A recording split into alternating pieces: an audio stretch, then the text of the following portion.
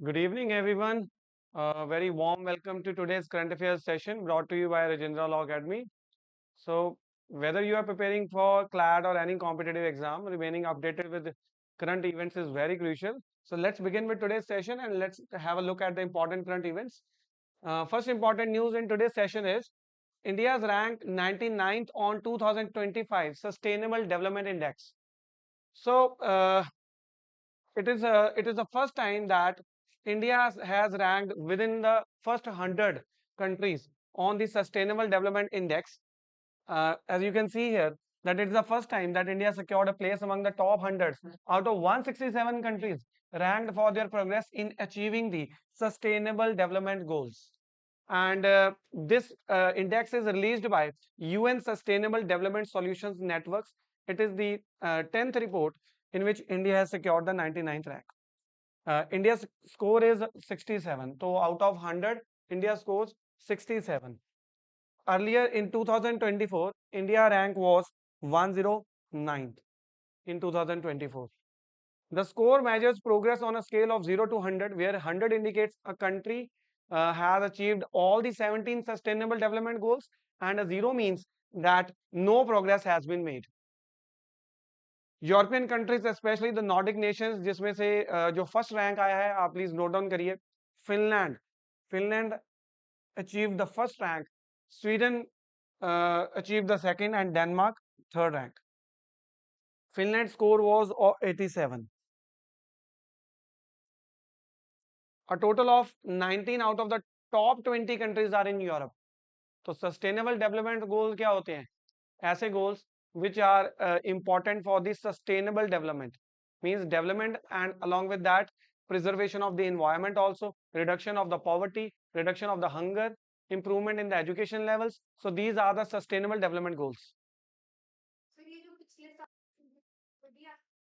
हाँ आप रिमेंबर कर लीजिए क्योंकि लास्ट ईयर का भी हमें पता होना चाहिए कि 109 था इस बार का हमारा जो रैंक है वो 99th है first time India top 100 countries में बेसिकली रैंकिंग में आया सस्टेनेबल डेवलपमेंट गोल्स कितने हैं हमारे पास बताइए जरा 17 है you can see here number 1 is no poverty number 2 is zero hunger तो पॉवर्टी कम करनी है हंगर को एलिमिनेट करना है good health and wellbeing sustainable development goal number 4 is quality education gender equality तो आप 17 याद तो नहीं कर पाएंगे बट इसमें से इंपॉर्टेंट याद कर लीजिए तो जैसे जेंडर इक्वालिटी बहुत इंपॉर्टेंट है then आपका zero hunger is very important then number 1 is no poverty elimination is very important then you can note down peace justice and strong institutions climate action 13 number तो ये कुछ important है ये आप note down कर सकते हैं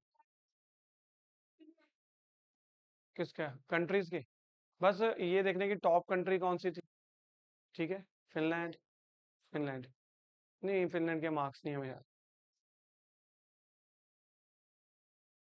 now let's see global challenges in achieving the sustainable development goals so even the European countries they have faced the substantial challenges in achieving the several sustainable development goals तो European countries को भी इन goals को achieve करने में बहुत सारे challenges face करने पड़ रहे हैं जैसे कौन कौन से गोल्स हैं जिसको अचीव करने में चैलेंजेस फेस करने पड़ रहे हैं हमें sustainable development goal number 2 that is zero hunger 12 number responsible consumption and production 13 climate action as you can see that many extreme climate events weather events are happening अभी हिमाचल के अंदर भी आपने देखा क्लाउड बर्स्ट एंड बहुत सारी हमने तो 15 है लाइफ ऑन लैंड इनको अचीव करने में even European countries are facing challenges at the global level none of the 17 goals are currently on course to be achieved by 2030 तो ये 17 goals को अचीव करने का टारगेट कब तक है 2030 बट कोई भी कंट्री ग्लोबल लेवल पे इसको 2030 तक अचीव नहीं कर पाएगी while only 17% of the targets are on track to be achieved and mostly कौन कौन से टारगेट्स अचीव होने वाले हैं जो हैं जैसे कि हमने access to the basic services and infrastructure like mobile broadband sustainable development goal number 9 access to electricity internet use तो इनमें अचीवमेंट देखने को मिली है then sustainable development goals these are अच्छा ये है क्या, these are basically these were adopted by all the United Nations member states in 2015, and its call of action is to end poverty, protect the planet, and ensure that all people enjoy peace and prosperity by 2030. And it consists of 17 goals and 169 targets. These are the map. Blueprint is basically it is a map to achieve a better and more sustainable future for all. They address the global challenges we face. तो global challenges क्या face कर रहे हैं सारे देश? Hunger, poverty, climate change. ठीक है?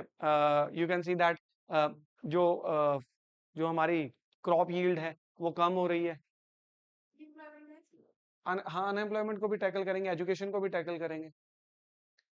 अच्छा, आपसे ये भी पूछा जा सकता है that which goals were the predecessors to the sustainable development goals? predecessor मतलब सस्टेनेबल डेवलपमेंट गोल्स से पहले कौन से गोल्स थे जो कि हम अचीव नहीं कर पाए, उसके बाद हम sustainable development goals United Nations जो मेंबर स्टेट्स हैं उन्होंने 2015 में इसको जो है अडॉप्ट किया.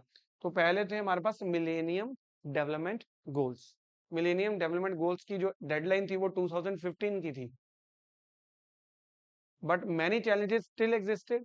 Approximately 1 billion people continue to live in extreme poverty. 1 billion people.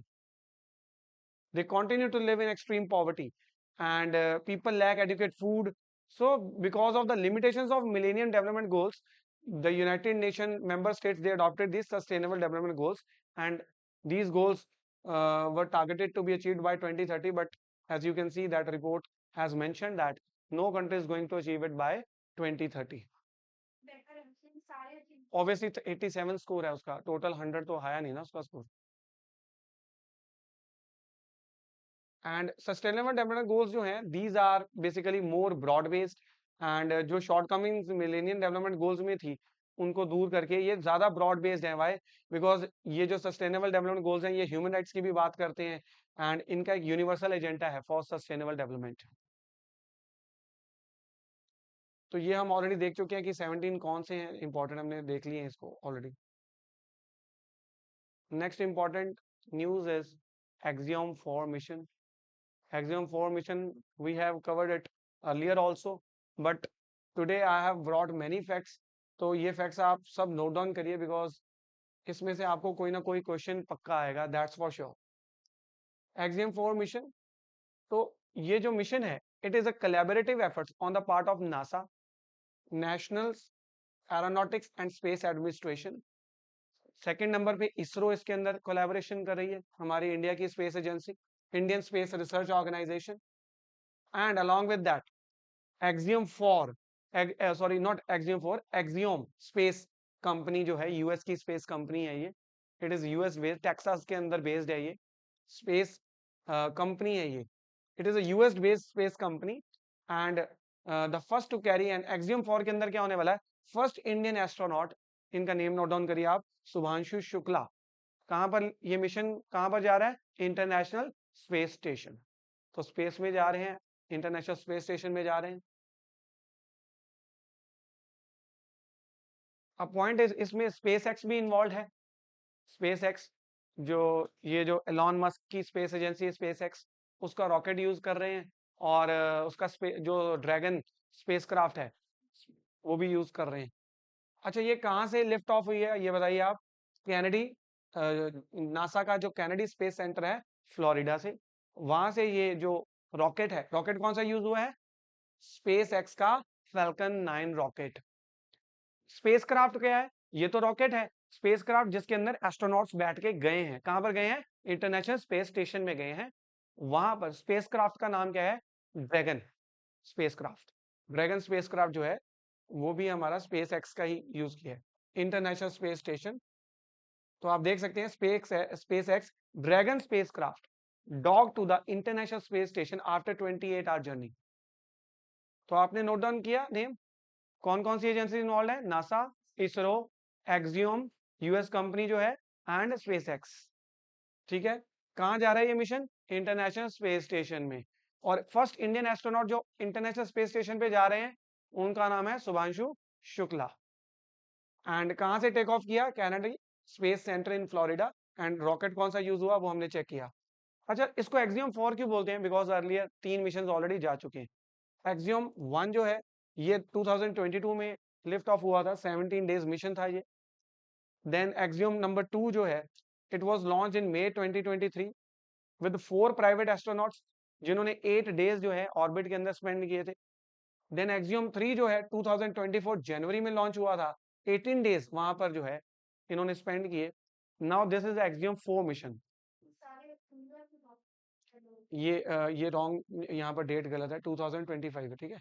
हाँ जी, नहीं है तो इन सबकी collaboration, but earlier no Indian astronaut was involve. So Axiom 4 के अंदर इंडियन एस्ट्रोनॉट जो है शुभांशु शुक्ला वो गए हैं। अच्छा, याद रखिए कि ये कितनी डेज मिशन है? 14 डेज मिशन।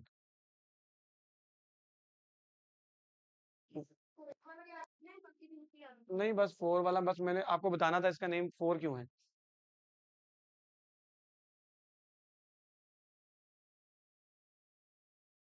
सो इनकी आप देख सकते हैं फेसेस, ये हैं शुभांशु शुक्ला, ठीक है, Poland and Hungary and US के, ठीक है, यूएस के भी जा रहे हैं मेंबर्स। तो 4 एस्ट्रोनॉट्स हैं इसके अंदर जो जा रहे हैं।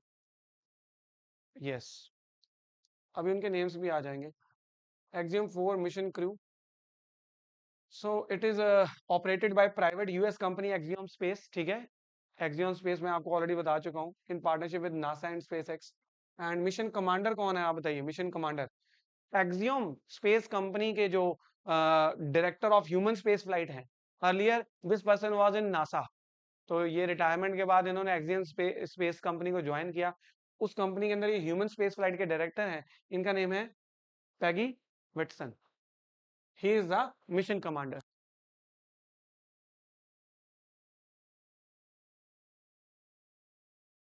देन मिशन पायलट कौन है? मिशन पायलट जो है हमारे इंडिया के शुभांशु शुक्ला है mission pilot. He will serve as a mission pilot and he will become the second Indian to travel to space.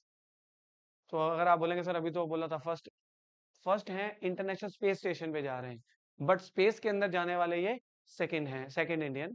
तो फर्स्ट कौन थे? राकेश शर्मा, जो 1984 में गए थे, first Indian to set on the, but he is the first Indian to space. कौन से? Shubhanshu Shukla is the first Indian to set foot on the International Space Station. Then there are two others also, mission specialist, and two mission specialists are here. And Poland से हैं जो आपके Slawosz विस्नेस्की of Poland, Slawosz, ठीक है, विस्नेस्की of Poland. And Hungary से आप देख सकते हैं टिबोर कापू। 4 तो हैं, आपको याद करने पड़ेंगे, ठीक है। अच्छा, ये जो अब सेकंड जो है ये हमारे शुक्ला जी जो जा रहे हैं, ये 41 ईयर्स के बाद, पहले राकेश शर्मा गए थे, ये 41 ईयर्स के बाद। एंड वहां पर जब राकेश शर्मा गए थे तो 8 डेज के लिए वो ऑर्बिट में रहे थे। और वहां पर वो इंटरनेशनल स्पेस स्टेशन में नहीं गए थे, वो कहाँ गए थे? नोट डाउन करिए, सोवियत यूनियन के सैल्यूट 7 स्पेस स्टेशन। तो सोवियत यूनियन का अपना स्पेस स्टेशन था उस टाइम पे, उस टाइम पे इंटरनेशनल स्पेस स्टेशन नहीं था। तो सोवियत यूनियन का सैल्यूट एस स्पेस स्टेशन इन 1984, 8 डेज के लिए ये इस स्पेस स्टेशन पे गए थे। नोट डाउन कर लिया?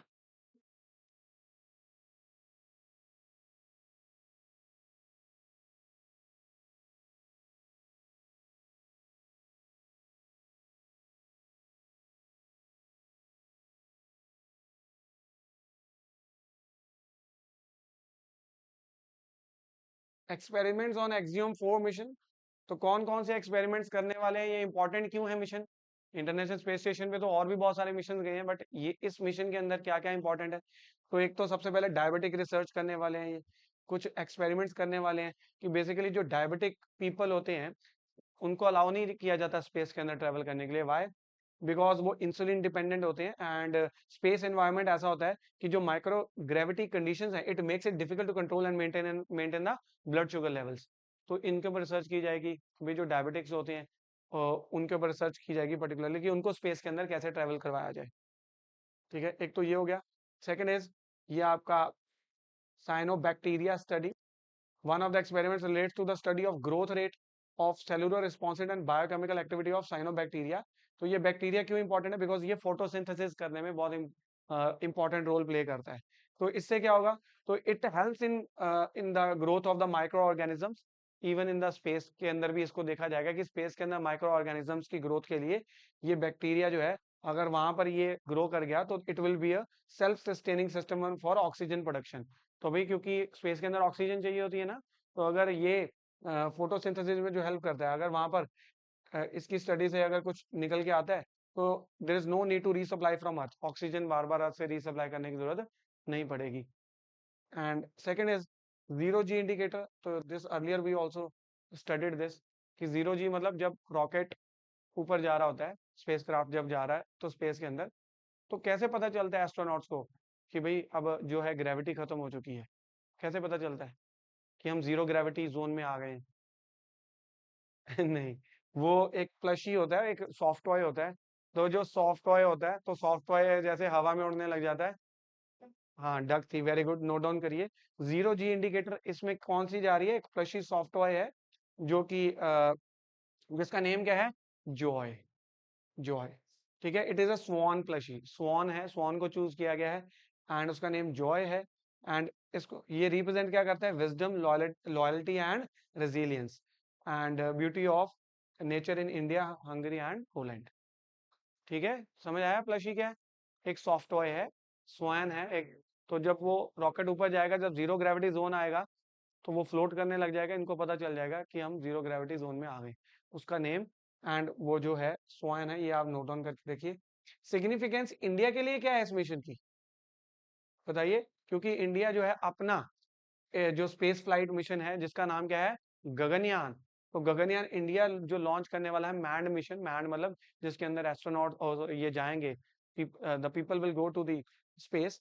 तो वहां पर फिर हमें इन एक्सपेरिमेंट्स का फायदा मिलेगा, क्योंकि हमारे जो एस्ट्रोनॉट्स हैं उनको फर्स्ट हैंड एक्सपीरियंस इस चीज का मिल रहा है। Getting my point? बोलो यस और no.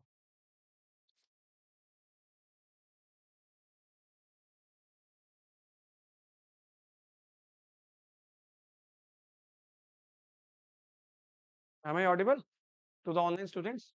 Am I audible? Okay, now ISRO has design, अच्छा इसरो के चेयरमैन का नाम बताइए जरा। V Narayanan. ISRO has designed about 10 experiments for this mission. This include 10 experiments जो हैं इस मिशन में किए जाएंगे। This includes investigation into the effect of microgravity on muscle dysfunction. तो भाई मसल डिस्फंक्शन हो जाता है ज्यादा देर माइक्रोग्रेविटी में रहने के लिए, तो उसको उस एक्सपेरिमेंट को किया जाएगा। Then physical and cognitive impact of utilising computer screen in space. Computer screen space में जब यूज करते हैं, तो उसका कॉग्निटिव इम्पैक्ट हमारे ब्रेन के ऊपर क्या इम्पैक्ट जाता है, उसको स्टडी किया जाएगा। Another experiment would study the impact of space flight on the growth of 6 variety of crop seeds. तो भाई स्पेस के अंदर क्रॉप सीड्स की जो ग्रोथ को स्टडी किया जाएगा, स्पेशली कौन सी? मूंग दाल। मूंग दाल, इसकी ग्रोथ को स्पेस के अंदर स्टडी किया जाएगा। Then ISRO is sending a few tardigrades to International space Station. Now tardigrades क्या है और ये क्यों इंपॉर्टेंट है? टार्डीग्रेड्स के ऊपर मैंने स्पेशल फोकस किया है, क्योंकि ये न्यूज में है बहुत। These microscopic and water dwelling organism, ये टार्डिग्रेड्स क्या होते हैं? ये वाटर में रहते हैं, माइक्रो ऑर्गेनिज्म है, एंड इनको क्या बोला जाता है? Water bears. Water bears. नहीं नहीं, एक्सियोम मिशन के अंदर टार्डिग्रेड्स के ऊपर रिसर्च की जाएगी। Tardigrades are the water micro organisms, इनको वाटर बियर्स भी बोलते हैं।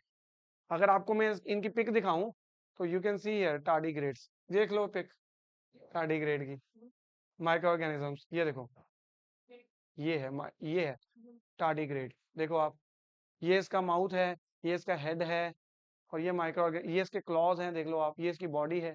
तो ये बेयर की तरह लग रहा है कि नहीं? Water bear, micro organism. इसको इसको स्टडी किया जाएगा वहां जाके। इसको क्यों स्टडी किया जाएगा? पता क्यों? क्योंकि ये माइक्रो ऑर्गेनिज्म ऐसा है जिसने मतलब अब जब से ये मतलब अर्थ बनी, लाइफ आई अर्थ पे, ये तब से सरवाइव कर रहा है। इवन हार्श कंडीशंस में भी सरवाइव कर जाता है, इवन -डिग्री के टेम्परेचर पे भी सरवाइव कर जाता है। तो इसको वहां स्टडी किया जाएगा कि क्या ये स्पेस के अंदर सरवाइव कर सकते हैं या नहीं। बताइए, समझ आया या नहीं? टार्डिग्रेड्स फिर ये यूज किए जाएंगे, मतलब इस एक्सपेरिमेंट के बाद इसको यूज किया जाएगा फॉर मेकिंग मतलब वो कुछ क्रीम्स वगैरह, यूवी क्रीम्स एंड कुछ इसमें वो हेल्प करेगा, अभी हम देखेंगे। These are water bears and microscopic 8 legged organism. कितना बड़ा देखो, 0.5 mm लॉन्ग, जिसको आपने इतना बड़ा देखा है, it is 0.5 mm long and it feed on plant and algae fluids. They have existed for 600 million years and survived all the 5 Marx extinctions. Marx extinction जब जब अर्थ पे हुई है, इन्होंने सर्वाइव किया है, making them one of the most resilient life forms on earth. They are found in diverse moist habitats from mountain tops to deep seas, and they are known for their extreme durability. Tardigrades can survive extreme conditions from temperature minus 272 degree to 150 degree Celsius. कितना survive कर सकते हैं? Then survival mechanism इनमें क्या होता है? Cryptobiosis होता है, जिसमें नियर कंप्लीट मेटाबॉलिक शटडाउन हो जाता है इन हार्श कंडीशंस एंड मतलब इनके सर्वाइवल मैकेनिज्म जो इनके अंदर इनबिल्ट हैं वो हमारे लिए इंपॉर्टेंट नहीं है। अच्छा, you ask this question, sir what is the importance? तो this is the scientific importance. This could help to lead climate resilient crops, crops ऐसी जो इतनी हार्श हार्श वेदर को सर्वाइव कर जाए। तो क्योंकि जब जैसे टेम्परेचर बढ़ता है तो क्रॉप फेलियर हो जाता है ना, क्रॉप फेलियर हो जाता है, तो फिर फूड सिक्योरिटी हमने अचीव करनी है, जैसे क्लाइमेट चेंज हो रहा है। तो two things are there, one is adaptation and other is what? Mitigation. Mitigation के लिए हम क्या कर रहे हैं? जैसे हमने अभी उस दिन एक स्कीम पढ़ी थी कि ई व्हीकल्स लेके आ रहे हैं हम, और हमने देखा कि हम विंड एनर्जी, सोलर एनर्जी को हम अडॉप्ट कर रहे हैं, तो वो मिटिगेशन है, क्योंकि हम क्या कर रहे हैं, कार्बन डाइऑक्साइड और ये जो हार्मफुल गैसेस को क्या कर रहे हैं, कम करें। बट अडेप्टेशन भी करनी है हमें। अडेप्टेशन मतलब हम हार्श एनवायरनमेंट के अंदर अडेप्ट करना सीखें, तो जिसमें हम क्लाइमेट रेजिलिएंट क्रॉप्स बनाने में काम आएगा, यूवी प्रोटेक्टिव सनस्क्रीन्स बनाने में काम आएगा, improved organ preservation techniques for transplants, इनमें मतलब ये काम आ सकता है।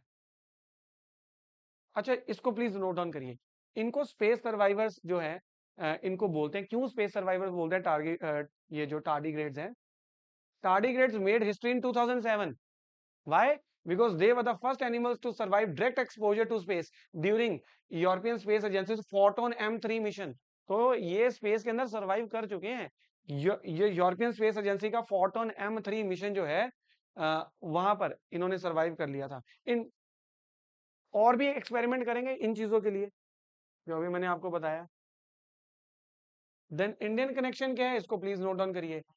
ये जो बैटलिप्स चंद्रयानी एक नया टार्डिग्रेड है, इसको नेम क्या दिया है? इसको चंद्रयानी। क्यों दिया है नाम Chandrayani? Because it is newly discovered species of marine tardigrades found along India south east coast of Tamil Nadu. Tamil Nadu की कोस्ट के पास ये नए काइंड ऑफ टार्डिग्रेड्स पाए गए हैं, इसलिए इनका नाम चंद्रयानी क्यों रख दिया है? क्योंकि to honour India Chandrayaan 3 moon mission. तो आप इनका नेम नोट डाउन कर लीजिए।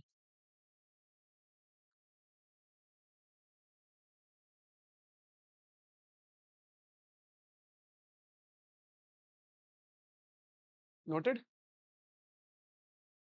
Shall I move ahead? So now international space station की बात कर लें तो हम, तो the partnership between European countries represented by European space agencies, तो international space station 5 countries की space agencies की collaboration से बना। 5 कौन सी है? नंबर आप नोट डाउन करिए। यूरोपियन स्पेस एजेंसी, जो यूरोपियन कंट्रीज की स्पेस एजेंसी है। नंबर 2 यूनाइटेड स्टेट्स नासा, ठीक है जी। नंबर 3 जापान की स्पेस एजेंसी जाक्सा, तो जैसी हमारी इसरो है वैसे यूएस की नासा है, ठीक है, जापान की जाक्सा है। 3 हो गई। देन आप देख इसकी फुल फॉर्म भी याद रखिए आप, Japan aerospace exploration agency. Then Canada की है CSA, Canadian space agency. And Russia की बताइए फटाफट से, रॉसकॉस्मोस। रशिया की कौन सी स्पेस एजेंसी? रॉसकॉस्मोस।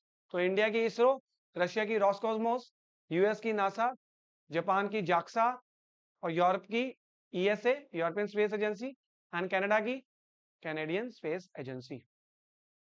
तो 5 कंट्रीज की जो स्पेस एजेंसीज है, इनकी कोलैबोरेशन से इंटरनेशनल स्पेस स्टेशन बनाया गया था। And it is the world's largest international cooperative programme in science and technology. दुनिया का सबसे बड़ा कोऑपरेटिव प्रोग्राम यही था। मैं आपको बताऊं, इंटरनेशनल स्पेस स्टेशन एक फुटबॉल जो ग्राउंड होता है उसकी पिच जितना है, उसकी पिच जितना है। अब इतना बड़ा रॉकेट तो था नहीं किसी भी कंट्री के पास कि पूरा का पूरा इंटरनेशनल स्पेस स्टेशन एक बार ही स्पेस के अंदर लॉन्च कर दें। तो उन्होंने लॉन्च किया पार्ट्स को। तो पहले एक पार्ट गया, फिर दूसरा पार्ट गया, फिर तीसरा पार्ट गया। जब सारे पार्ट्स चले गए, वहां जाके उन्होंने उसको कंबाइन किया। समझ में आई? और उसको बोलते हैं डॉकिंग। क्या बोलते हैं उसको? डॉकिंग। डॉकिंग होता है मतलब स्पेस के अंदर जाके दो चीजों को आप क्या कर दो, आपस में जोड़ दो। तो सबको जाके वहां पर डॉकिंग करा इंडिया ने। अभी जो हमारा स्पेडएक्स मिशन है, स्पेडएक्स स्पेस डॉकिंग, जिसमें इंडिया ने ये टेक्नोलॉजी अचीव कर लिया है। India has become I think fourth nation जिसके पास स्पेस डॉकिंग टेक्नोलॉजी है, कि स्पेस में जाके दो जो है ऑब्जेक्ट्स को जाके वो क्या कर सकता है, डॉक कर सकता है। तो स्पेस में जाके कोई ह्यूमन थोड़ी जाता है, वो टेक्नोलॉजी है। अपने आप दो चीजें जाके आपस में जुड़ जाती हैं और अपने आप ही अनडॉकिंग हो जाती है। समझ आई बात? डॉकिंग। तो अब आप देखिए जरा construction and size. International space station के बारे में देखिए, it was almost 400 tons and cover an area of a big as a football pitch. It would have been impossible to build the space station on earth and then launch. एक बार में launch नहीं हो सकता था, तो मैंने आपको बोला था कि बहुत बड़ा है, तो इसको पीस बाय पीस जो है लॉन्च किया गया था। 40 मिशन लगे थे इसको, इतने बार मतलब इसके पीसेस ऊपर भेजे हैं, 40 मिशन में जाके ये रेडी हुआ। अच्छा ये भी आप नोट डाउन कर लीजिए, first piece international space station का कब लॉन्च हुआ था? 1998 में। और रशियन रॉकेट ने ये लॉन्च किया था। एंड ये भी नोट डाउन करिए, फर्स्ट क्रू जो है वो इंटरनेशनल स्पेस स्टेशन पे कब अराइव हुआ था? On November 2000। Then after that more pieces were added and international space station was completed. Then international space station operations and space stations around world. अब आप देखिए, आप इंटरनेशनल स्पेस स्टेशन जो है it circles the earth taking 90 to 93 minutes. पूरे earth का चक्कर लगा लेता है कितनी देर में? 90 to 93 minutes. The exact number of orbits per day is usually less than 16। तो पूरे दिन में 16 टाइम्स, मतलब लेस देन 16 है, मतलब इतने का इतना है कि ऑर्बिट कर लेता है अर्थ को international space station. It is the, अच्छा ये भी आप नोट डाउन करिए, international space station is the 9th space station. इससे पहले बहुत सारे स्पेस स्टेशन गए हैं जो कि ऊपर बनाए गए थे कंट्रीज के द्वारा, अपने अपने रिस्पेक्टिव जो थे, following the Soviet and later Russian salute. तो अभी हमने पढ़ा था ना कि राकेश शर्मा सैल्यूट में गए थे। एंड उसके बाद और कौन सी हैं? अल्माज, मिर, ये सारे स्पेस स्टेशन जो हैं पहले इंटरनेशनल स्पेस स्टेशन के जा चुके हैं, as well as Skylab from the US. तो इनके नेम्स मैंने यहाँ पर दिखाए हुए हैं, अगर आप देखना चाहते हो तो आप देख सकते हो, जो है अलग अलग। You can see that International space Station तो ये हमने देख लिया। Then it is still active. And Tiangong, Tiangong China का है। ट्यांगोंग चाइना का अपना स्पेस स्टेशन है। तो चाइना इंटरनेशनल स्पेस स्टेशन पे ना भी जाए उसको कोई जरूरत नहीं है, वो अपने स्पेस स्टेशन पे जा सकता है, ट्यांगोंग। हम भी अब बनाने जा रहे हैं भारतीय अंतरिक्ष स्टेशन, बीएसए भारतीय अंतरिक्ष स्टेशन बनाने जा रहे हैं। 2035 तक हमारा टारगेट है कि हम अपना इंडिया का क्या बना लेंगे, स्पेस स्टेशन। तो आप देख सकते हैं ये चाइना का है ट्यांगोंग। एंड सैल्यूट 1 से लेके सैल्यूट 7 ये Soviet Russia, Soviet Union Russia का था ये। देन स्काईलैब, हाँ नहीं नहीं अब बना है वो, देखो ना, launch in 2021। China's modular space station.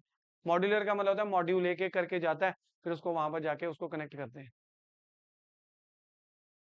Salute 1 to Salyut 7। Then Skylab USA, देख लो आप, America first space station Skylab 1973 1979 तक।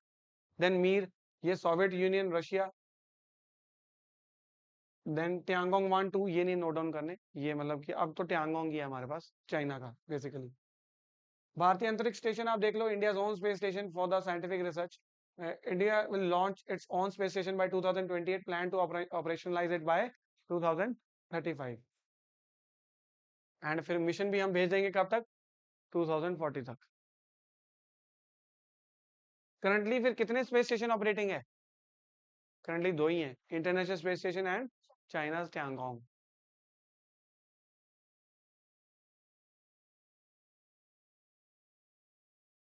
Now let's have a look at the another important news. This news is very important because इसके ऊपर बहुत ज़्यादा मतलब कि हाई चाइना का ये न्यूज़ बहुत ज़्यादा कवर की जा रही है कि शंघाई कोऑपरेशन ऑर्गेनाइजेशन की डिफेंस मिनिस्टर्स की मीटिंग हुई, जिसमें हमारे डिफेंस मिनिस्टर राजनाथ सिंह वो वहाँ गए। एंड उस मीटिंग के अंदर जो ज्वाइंट कम्युनिके था, कम्युनिके समझते हैं आप, ऑफिशियल स्टेटमेंट, कम्युनिके ऑफिशियल स्टेटमेंट को साइन करने से मना कर दिया उन्होंने। वाई? क्योंकि ज्वाइंट कम्युनिके अचीव ही नहीं हो पाया, because India wanted Pahalgam terror attack basically included into the joint communique, कि जितनी कंट्रीज हैं वो पहलगाम टेरर अटैक को क्रिटिसाइज करें, but there is one country which objected, that is Pakistan, because Pakistan is also member of SCO. And और वहाँ पर जो एससीओ का जो रूल है वो कंसेंसस बेस्ड है, तो कंसेंसस जब सारी कंट्रीज का कंसेंसस होगा तभी ज्वाइंट कम्युनिके रिलीज की जाती है, और जिसकी वजह से इंडिया ने साइन करने से मना किया, बिकॉज उसके अंदर टेररिज्म को क्रिटिसाइज करने के लिए इंडिया ने स्पेसिफिकली बोला था कि पहलगाम टेरर अटैक को क्रिटिसाइज किया जाए। और ऑब्वियसली आपको पता ही है कि कौन सी कंट्री जो है जो ये नहीं चाहती है। Defence minister Rajnath Singh will lead a high level Indian delegation at Shanghai Cooperation Organisation SCO defence ministers meeting. अच्छा प्लीज नोट डाउन करिए कि ये हुई कहां पर है। अच्छा ये एससीओ समिट नहीं है, माइंड यू, ठीक है, this is not SCO summit. SCO summit तो लास्ट टाइम जो हुआ था अगस्त के अंदर हुआ था एससीओ समिट, तो अभी एससीओ समिट होगा, वो 24th हुआ था लास्ट 2024 में, अभी 25th एससीओ समिट होगा इस साल। बट ये डिफेंस मिनिस्टर मीट हुई है, ये कहाँ हुई है, देखिए, Qingdao, Qingdao in China. And who is the present chair of SCO? Present chair कौन है एससीओ का? चाइना है, ठीक है। इससे पहले कौन था? कजाकिस्तान था। इससे पहले 23rd जो था चेयर, 23rd एससीओ समिट हुआ, उसमें कौन था? कजाकिस्तान। नेक्स्ट कौन सा होगा अभी अनाउंस नहीं हुआ। किंगडाओ, ठीक है। During the meeting the defence minister expected to discuss number of issues including regional and international peace and security, counter terrorism, इसके ऊपर चर्चा की जाएगी। Then Rajnath Singh will also hold bilateral meetings with defence minister of some participating countries. तो देखो ये तो है एससीओ की मीटिंग, बट बायलैटरल मतलब इस समिट के अलावा मतलब दो देशों के जो डिफेंस मिनिस्टर वो भी आपस में मीटिंग कर लेंगे। बायलैटरल मतलब होता है बिटवीन टू पार्टीज, तो हम चाइना के डिफेंस मिनिस्टर के साथ और रशिया के साथ भी बातचीत करेंगे। अच्छा किंगडाओ जो है एक पोर्ट सिटी है, कौन से प्रोविंस के अंदर है? जैसे हमारे यहाँ स्टेट्स होती हैं, ठीक है, पंजाब हिमाचल स्टेट्स है ना, तो वहां पर कौन सा है? शेंडोंग प्रोविंस, प्रोविंस, प्रोविंस बोलते हैं वहां। शेंडोंग प्रोविंस की एक पोर्ट सिटी है किंगडाओ, वहां पर हो रहा है ये। China is hosting the meeting in its capacity as the current chair of Shanghai Cooperation Organization. तो China is the current chair. Then SCO summit जो है मैंने यहाँ पर आपको मेंशन किया कि 24th मीटिंग कजाकिस्तान में हुई थी, कहाँ पर हुई थी?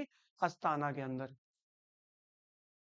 और जो ये मीटिंग होती है जहां पर हेड ऑफ द स्टेट्स आते हैं उसको क्या बोलते हैं? Heads of the state. SCO summit जब होता है उसको हम क्या बोलते हैं?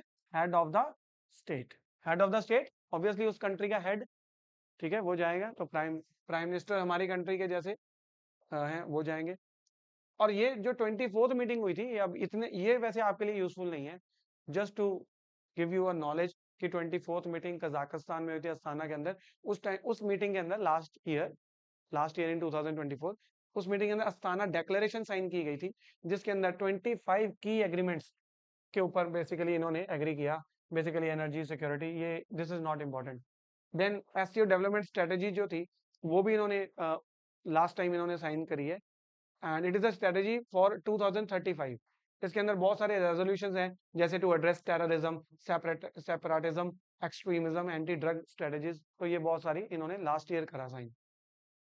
And moving ahead with that, people republic of China assumed the SCO chairmanship of this term, and please note down that Qingdao was declared to be the tourism and cultural capital for 2024 and 2025. Tourism and culture capital for 2000 here, tourism and culture capital for 2024 and 2025.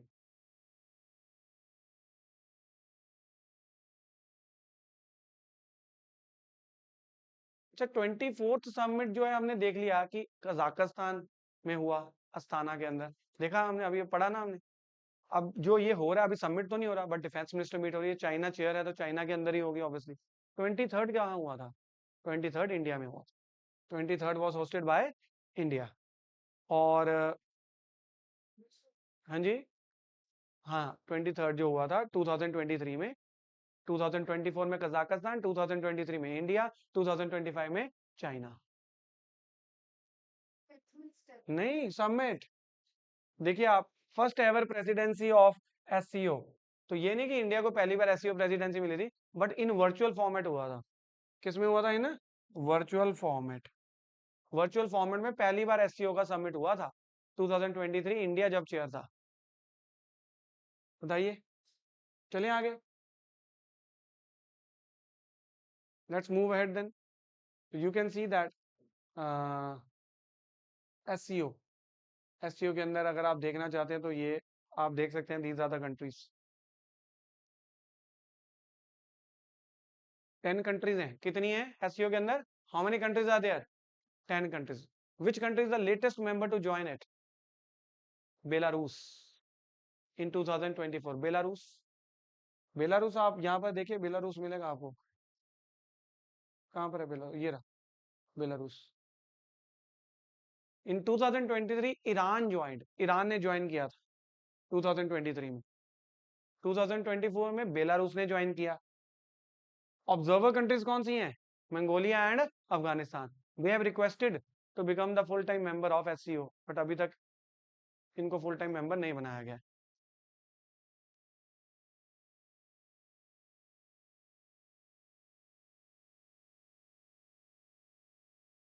Dear students, ये SCO जब बनी थी उस time पे इसको SCO नहीं बोलते थे, इसको शंघाई 5 बोलते थे। क्या बोलते थे इसको हम? शंघाई 5। उसके अंदर 5 कंट्रीज होती थी उस टाइम पे, Kazakhstan, Tajikistan, Kyrgyzstan, Russia and China. फिर इनको 1996 में बनी थी ये। 2001 के अंदर इन्होंने एक कंट्री ऐड करी और उसका नाम था उज्बेकिस्तान। उज्बेकिस्तान को जब इन्होंने ऐड कर दिया तो इसका नेम चेंज करके क्या रख दिया? एससीओ।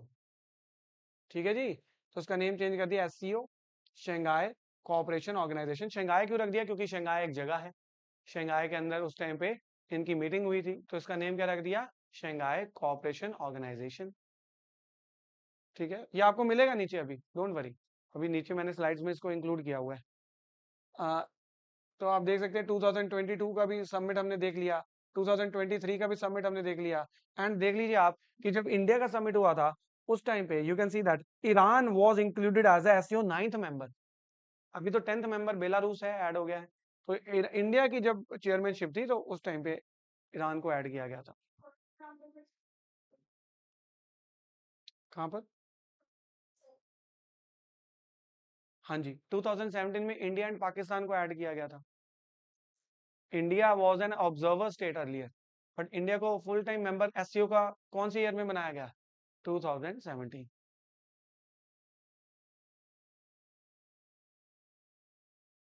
अब इसका स्ट्रक्चर देख लेते हैं हम। स्ट्रक्चर क्या है? अच्छा, ऑफिशियल लैंग्वेज भी देखते हैं इसकी, रशियन एंड चाइनीज है। ये आप नोट डाउन करिए, इसकी ऑफिशियल लैंग्वेज कौन सी है? Russian and Chinese. Which is the official language of SCO? Russian and Chinese.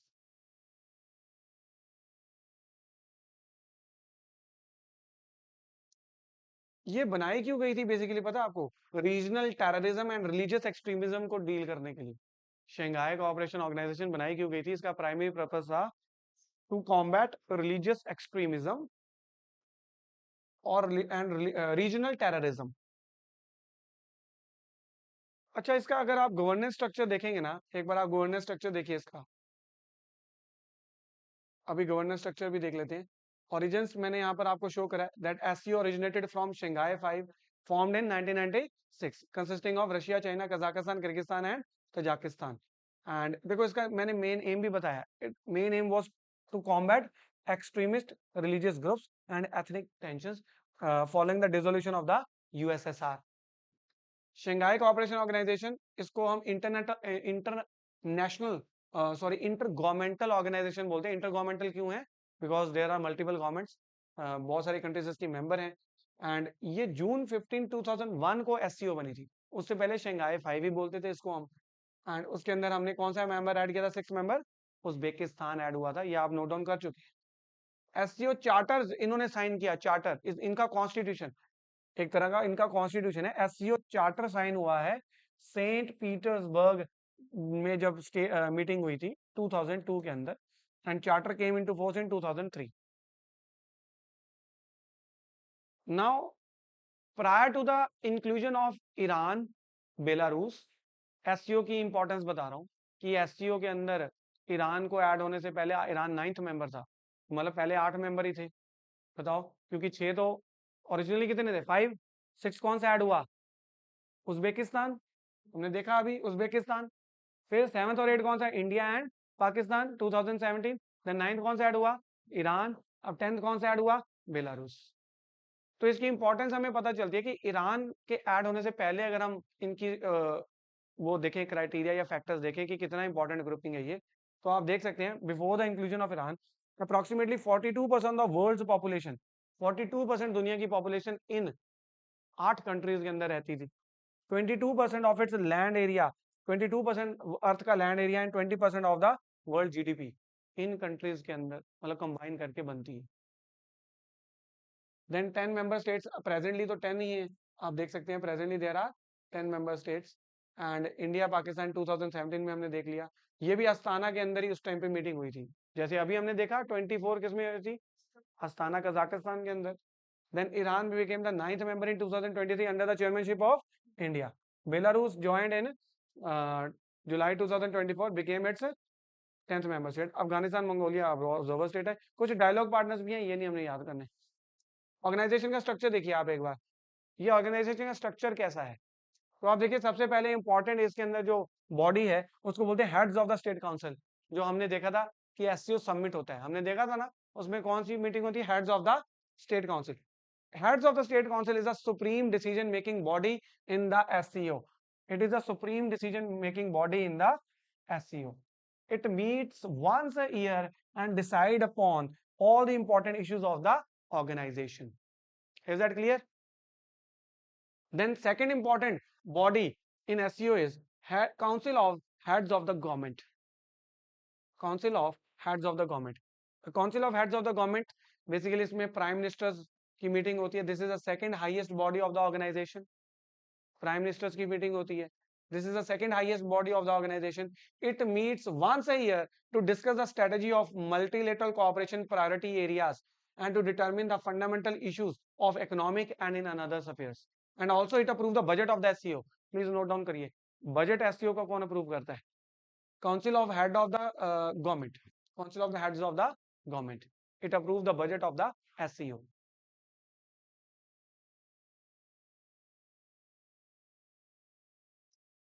Then apart from this, there are minister level meetings. So the news which you are reading, it is a minister level meeting, defense ministers meeting. And there are other bodies also. Two standing bodies are there. कौन सी two standing bodies हैं? इसमें से एक body बड़ी important है, इसकी एक body बहुत इंपॉर्टेंट है। टू स्टैंडिंग बॉडीज भी इसके ऑर्गेनाइजेशन गवर्नेंस का पार्ट है। एक तो है सेक्रेटारिएट जो कि बीजिंग के अंदर है, एंड दूसरा है रैट्स। इस रैट्स को आप नोट डाउन करिए प्लीज, रैट्स, RATS, ये ताशकेंट के अंदर है। रैट्स की फुल फॉर्म देखिए आप क्या है? Regional anti terrorist structure. तो इंडिया रैट्स की जो मीटिंग होती है उसमें बहुत ही मतलब एक्टिवली पार्टिसिपेट करता है, बिकॉज ये एंटी टेररिज्म स्ट्रक्चर है, anti terrorist structure.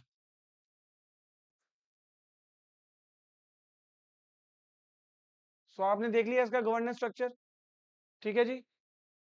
Ministerial meetings, standing bodies, then council of heads of the government, then head of the state council. Now moving ahead, India and SCO. India और SCO के क्या relation है? मतलब India SCO, तो India was made observer, observer status का मिला था 2005 में, एंड 2017 के अंदर हमें परमानेंट स्टेटस मिल गया था। India and Pakistan, this we have already seen. And India shown keen interest कहाँ, किस में बताइए? In SCO RATS. Moving ahead, India stand at SCO defence minister meeting. अब दिस वाज इन न्यूज कि इंडिया का stand SCO defence minister meeting में क्या stand रहा इंडिया का. This was in news. So Defense Minister Rajnath Singh refused to sign a joint communique of SCO. Joint communique. Communique is an official statement which is given to the media कि भाई हमने क्या decide करा meeting से. तो joint कम्युनिके के ऊपर sign करने से मना कर दिया. Following the omission of Pahalgam terror attack and not explicitly addressing India's concern over Pakistan based cross border terrorism. Yes objection. नहीं, एक नहीं ऑब्जेक्शन कर दी तो बहुत है, बाकी के ऑब्जेक्शन करेंगे. During the meeting, the participants exchanged views on current situation in the global and economic security. Rajnath Singh minister demanded inclusion of Pahalgam terror attack in the communique. The SCO operates, देखिए SCO operates on the framework of consensus, and Pakistan approach resulted in the conclave ending without the joint communique. तो consensus के ऊपर based है और पाकिस्तान की वजह से क्योंकि उसने ऑब्जेक्शन रेज की.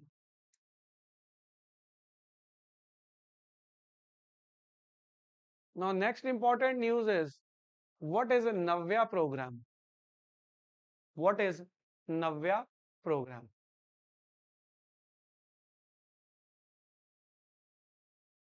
What is Navya program? तो आप पहले तो ये नोट डाउन करिए कि ये जो इनिशिएटिव है, this initiative is of ministry of women and child development in collaboration with ministry of skill development. क्योंकि नव्या प्रोग्राम में जो है स्किल डेवलपमेंट की जाएगी, वोकेशनल ट्रेनिंग दी जाएगी पर्टिकुलरली एडोलेसेंट गर्ल्स को. वोकेशनल ट्रेनिंग क्या होता है? तो डियर स्टूडेंट्स, वोकेशनल ट्रेनिंग होती है प्रैक्टिकल ट्रेनिंग, जैसे इलेक्ट्रीशियन, कारपेंटर, प्लम्बर, ब्यूटिशियन, ये जो प्रैक्टिकल जॉब्स के लिए जो ट्रेनिंग चाहिए होती है वो दी जाती है. बट नव्या के अंदर ये नहीं दी जाएगी. नव्या के अंदर कुछ special kind of vocational training दी जाएगी. स्पेशल काइंड ऑफ कौन सी है भाई? आजकल के जो रिक्वायरमेंट्स है, आजकल के जो जॉब्स हैं, आजकल की कौन सी जॉब्स हैं? आजकल की जॉब्स के अंदर दी जाएगी. कौन सी है? क्या हुआ? मेरे को भी बता दो. हैं? जैसे इंस्टाग्राम कैसे चलाना है, फेसबुक कैसे है, एआई है. Very good. नव्या अच्छा, इसको आप जो है नव्या की फुल फॉर्म नोट डाउन करिए जरा. Nurturing aspirations through vocational training for young adolescent girls. Navya nurturing aspirations through vocational training for young adolescent girls. ये लॉन्च कहाँ की गई है? सोनभद्र उत्तर प्रदेश. ये हमारे काम का नहीं है. नव्या की फुल फॉर्म नोट डाउन कर लीजिए आप. Navya is not just about employment. It's about building confidence, economic independence, entrepreneurial spirit among young girls, especially in aspirational and tribal districts. Aspirational district कौन से हैं? Aspirational district कौन से होते हैं? Aspirational districts?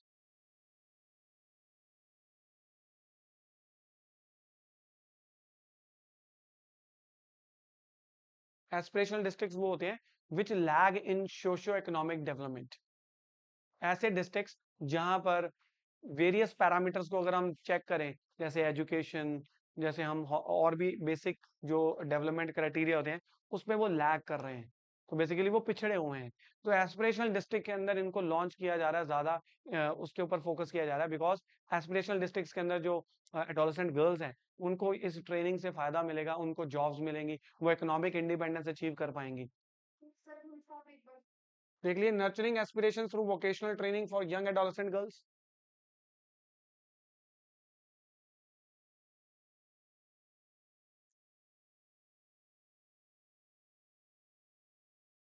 written.